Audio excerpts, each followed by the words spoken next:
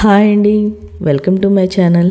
కార్తీక మాసంలోని దీపానికి ఎంత విశిష్టత ఉందో మాఘమాసంలో చేసే స్నానానికి కూడా అంతే విశిష్టత ఉందండి. ఈ మాసంలోని ప్రతిరోజు పవిత్రమైన రోజుగా భావిస్తాము.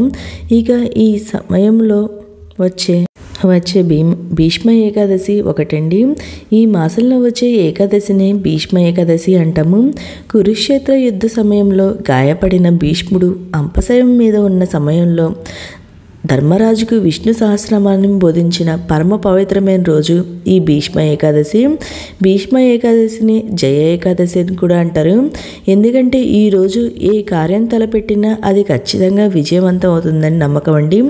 ఈ రోజున శ్రీ మహావిష్ణువుని పూజించిన వారికి స్వర్గలోక ప్రాప్తి కలుగుతుందని ఏకాదశి కలుగుతుందండి.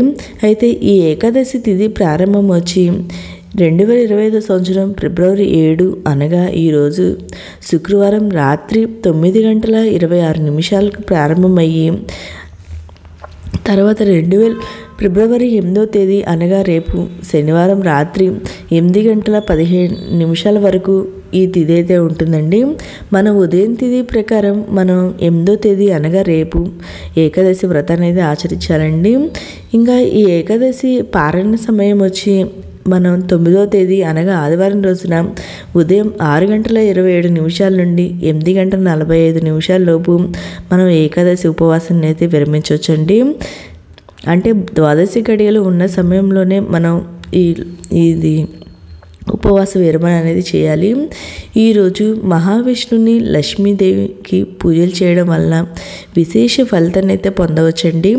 అలాగే ఈరోజు ఉపవాసం ఉండడం వలన కూడా మంచి ఫలితాలు అయితే కలుగుతాయండి. మనం ఏకాదశికి ఉపవాసాలు ఎలా ఉంటామో, నియమాలు ఎట్లా పాటిస్తామో అన్ని ఏకాదశులకి అలాగే మనం ఈ ఏకాదశికి కూడా ఆ నియమాలు అనేది పాటించాలండి. మనం ఒక పీట పైన విష్ణుమూర్తిని, లక్ష్మీదేవి విగ్రహం పటం ఉంటే ఆ చిత్రపటం పెట్టుకొని పూజ అయితే చేసుకోవచ్చండి.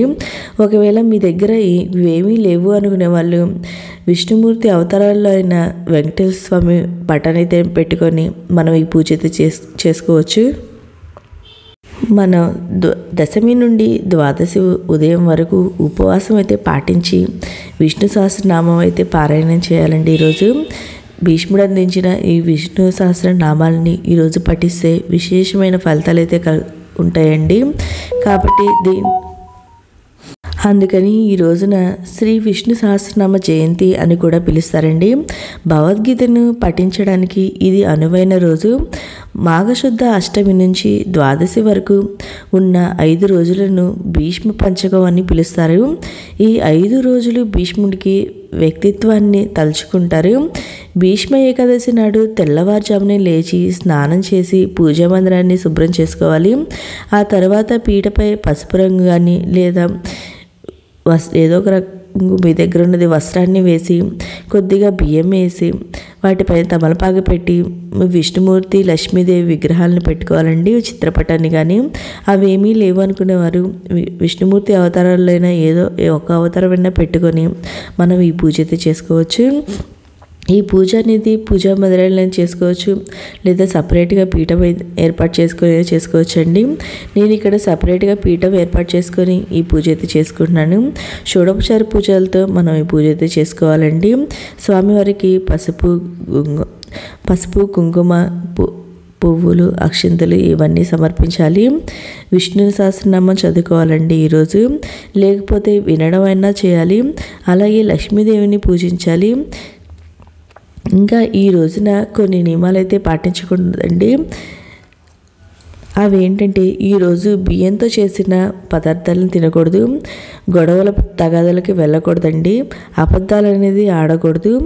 ఈ ఏకాదశి రోజున ఈ ఏకాదశి కదండి, ప్రతి ఏకాదశి రోజున ఈ నియమాలు అయితే పాటించాలి మనం అందరం. ఇంకా ఈ రోజున ఇంకా విశేషమండి, ఏకాదశి శనివారం 2 కలిసి వచ్చింది. ఆ స్వామివారికి చక్కగా పూజ చేసుకుంటే చాలా మంచిదండి. నేను ఇక్కడ 7 పిండి దీపాలు అయితే పెట్టుకుంటున్నాను అండి. స్వామివారికి పిండి దీపాలంటే చాలా ఇష్టం కాబట్టి నేను ఇక్కడ 7 పిండి దీపాలు అయితే పెట్టుకుంటున్నాం. మనం పూజలో ఫస్ట్ ఆదిదేవుడైన గణపతికి పూజ చేసుకోవాలి. గణపతికి ధూపం దీపం నైవేద్యం సమర్పించాలండి. ఇక్కడ నేను నైవేద్యంగా బెల్లాన్ని అయితే సమర్పించాను. తర్వాత నేను ఇక్కడ పిండితో చేసుకున్న దీపాలు అనేది పెట్టుకొని ఏకవత్తి ఉంటుంది కదండి, కుమ్మొత్తి, అవి అయితే పెట్టుకొని ఆవు నెయ్యి వేసుకొని ఆ ఒత్తులు పెట్టుకొని ఈ దీపం అనేది వెలిగించుకొని స్వామివారికి పూజ సహస్రనామాలు ఇవాళ ఖచ్చితంగా స్వామివారికి తులసి దళాలు అనేది సమర్పించాలి. ఇంకా స్వామివారికి ఏంటంటే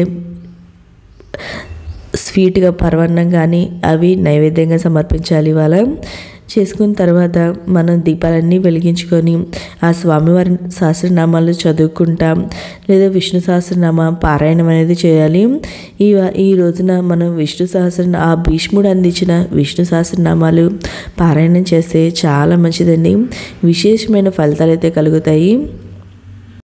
మనం ఈ రోజున ఉపవాసం అనేది నిర్జల ఉపవాసం ఉండొచ్చండి, లేదా మనం ఫలాలు పాలు ఫ్రూట్స్ అవి తింటైనా మనం ఉపవాసం ఉండొచ్చండి.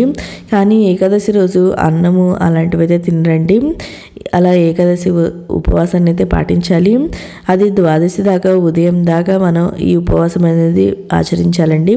ద్వాదశి రోజు ఉదయాన్నే మనం ఉపవాస విరమణ అనేది చేయొచ్చు. ఈ విధంగా సింపుల్గా నా పూజనైతే పూర్తి చేసుకున్నానండి. మీకు ఈ వీడియో నచ్చినట్లయితే లైక్ చేయండి, మీ ఫ్రెండ్స్ అండ్ ఫ్యామిలీ మెంబర్కి షేర్ చేయండి. ఓకే అండి, థ్యాంక్ యూ ఫర్ వాచింగ్.